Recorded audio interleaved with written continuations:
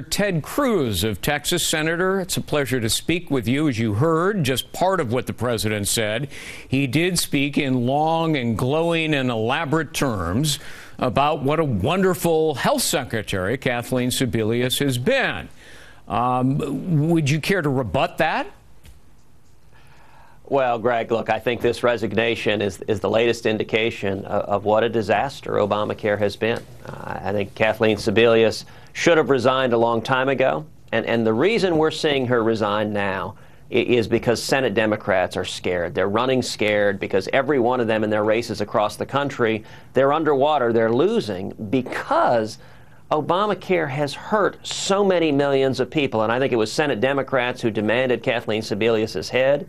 And I think that's exactly what we saw happen yesterday. Well, you heard the soundbite. The president seeming to shrug off all the problems with Obamacare. He said the final score is 7 million plus who have signed up. He deliberately doesn't use the term enrolled because that's completely different. But is the president, Senator, conveniently overlooking the millions who've lost their plans, their doctors, their hospitals, they've lost their choice, and millions are now facing not only higher premiums, but a lot higher deductibles that they may not be able to afford at all? Greg, you're exactly right. He's trying to sweep all of those problems under the rug. You know, I thought the most revealing statement that the president made was the smug statement about the, quote, final score. He has viewed Obamacare from day one as just a political battle. This is not a political battle. Millions of Americans have lost their jobs, have been forced into part-time work, have lost their health insurance, have lost their doctor, or are seeing their premiums skyrocket. Every time I travel home to Texas, I see men and women who come up to me, they're scared, they've lost their health insurance. They say, listen, I've got a little girl with diabetes. I don't know what to do. And you know, the attitude of the Democrats, I think, is exemplified by Harry Reid going to the floor of the Senate and saying every American who describes losing their health care, losing their doctor, is lying. When you have elected officials that call the people we're supposed to work for liars, I think that shows just how out of touch President Obama and the congressional Democrats are. You know, Senator John McCain has tweeted already that Sylvia Burwell, the replacement nominee, is an excellent choice. I'm not sure that you and some of your Senate colleagues would agree with that. For example, Jeff Sessions, your colleague, in a hearing just last month, confronted Burwell over why the president's budget planned to spend $56 billion more than the $1 trillion spending limit that the president, you know, agreed to in the budget deal and signed with Congress. She, Senator, refused to answer. Eventually, when pressed, she sort of said, well, we don't intend to abide by that, and you, Congress, should amend it. What's your reaction? Well, look, I think there will be plenty of time for the Senate to assess Sylvia Burwell's qualifications. I assume that the Senate Democrats will vote in a partisan party line.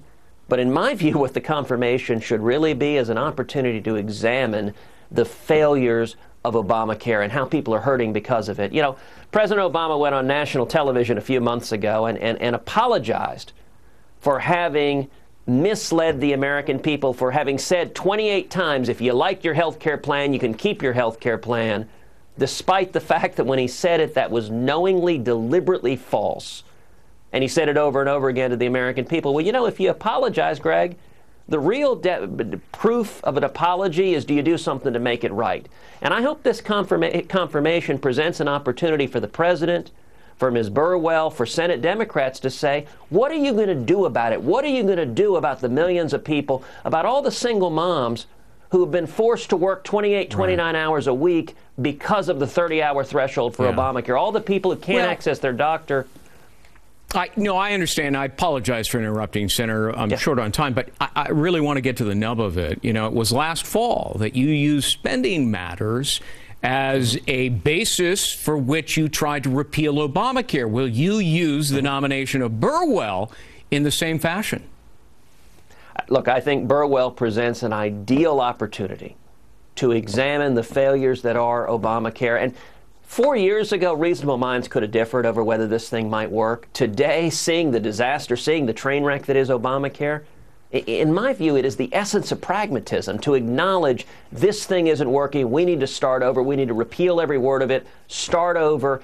And instead of this disaster, we need to empower patients to have low-cost, affordable, portable health insurance across state lines to expand access rather than this disaster that has been Obamacare. Yeah, let me switch subjects, if I may, and get your reaction to something that has been ongoing and just happened, both, because Congress, as you know, voted emphatically not to allow Iran's United Nations nominee from setting foot on American soil. And then, of course, you just heard the breaking news. The White House says we're not going to issue a visa for this guy. Are you incensed, Senator, Tehran would deliberately send a guy and pick a person, or try to send a guy who, held hostage 52 Americans for 444 days? Does it suggest to you they're not sincere in trying to reach a nuclear accord with the U.S.?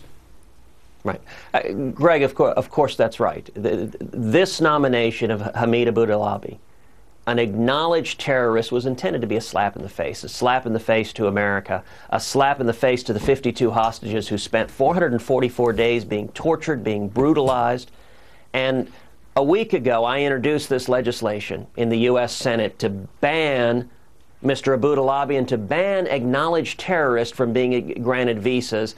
I was very pleased to see the United States Senate 100-0 in a bipartisan manner pass the legislation I introduced.